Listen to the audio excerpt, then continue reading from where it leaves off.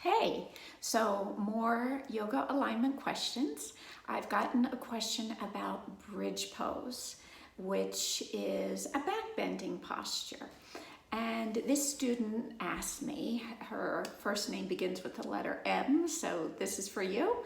Asked me about contracting the glutes, the buttocks, and what does that necessarily do in the posture?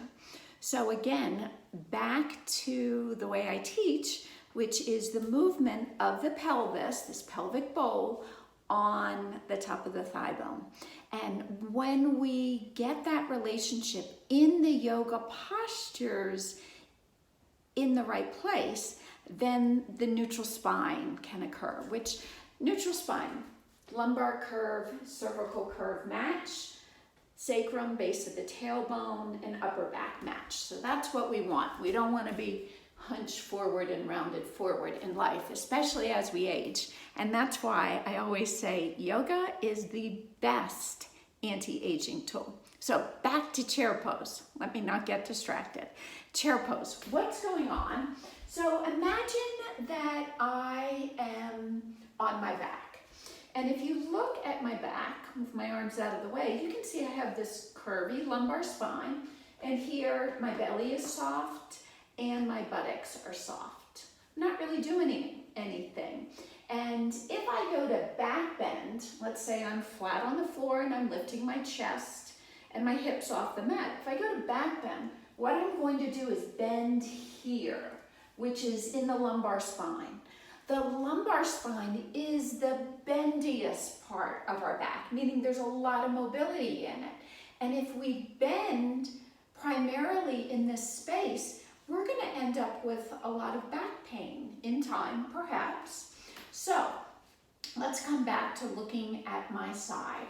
If instead of staying soft in this region, if I contract my buttocks, notice what starts to happen with my pelvis. And I'm going to come a little closer so you can see, right about here. So notice, I'm going to squeeze my buttocks, my glutes. Notice what happened? I'll do it again. Squeeze my buttock and my glutes. I pull the front rim of the pelvis up. And what muscles are contracting? My upper inner thighs, which is the base of the core. I can feel them. I can feel transverse abdominals. That's like taking sweatpants and pulling the drawstrings tight. And then you can see that there's some extension now of my lumbar spine without overly flattening it. From that position, then I can lift my chest without bending excessively into the lumbar spine. So what does this encourage? What it does is it keeps my low back protected, teaches me to engage my glutes more, and I also start to engage the core from the upper inner thighs to the lower belly. And all this action starts to create this more lifted front of the pelvis. And from that, the spine can extend and I stand taller, not just on my yoga mat, but in my life. I also have had a student say, wow, after practicing yoga this way with you, I look like I've lost 10 pounds. And you do, because notice, if I stand here, my belly is going to sag forward and down. If I come here, look at the lift, and then the chest lifts.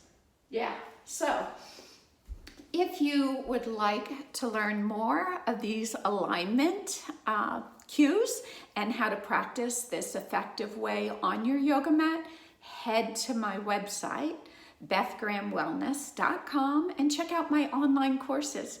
Also, if you have a question, email me, and you can go through the website or just email Beth at bethgrahamwellness.com, and I'll see you on the mat. Until then, enjoy your practice and have a great day. Namaste.